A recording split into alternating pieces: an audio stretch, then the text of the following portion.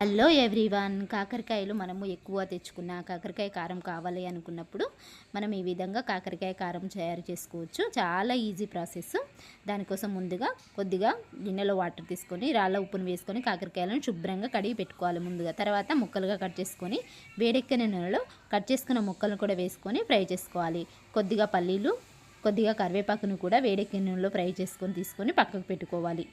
తర్వాత తడి లేకుండా రోలు తుడుచుకొని రోట్లో 10-15 వెల్లుల్లిపాయల పొట్టు తీయని వేసుకొని కొద్దిగా కారం కూడా వేసుకొని మొత్తము దంచేసుకొని పక్కన పెట్టుకోవాలి. ఈ విధంగా కాకరకాయలను కూడా కొద్దిగా కచ్చాపెచ్చగా దంచుకొని గిన్నెలోకి వేసుకొని పొడి మొత్తం కలిపేసుకొని మనం దంచి పెట్టుకున్న వెల్లుల్లిపాయ కారాన్ని, 1 స్పూన్ ఉప్పుని, 1 స్పూన్ పసుపు వేసుకొని మొత్తం కలిపేసుకోవాలి. మనము వేయించి పెట్టుకున్నాం కదా పల్లీలు, కరివేపాకును కూడా వేసుకొని మొత్తం కలిపేసుకోండి. వేడి వేడి అన్నంలో వేసుకొని తినండి. కాకరకాయ కారం చాలా టేస్ట్గా ఉంటుంది, ఆరోగ్యానికి చాలా మంచిది.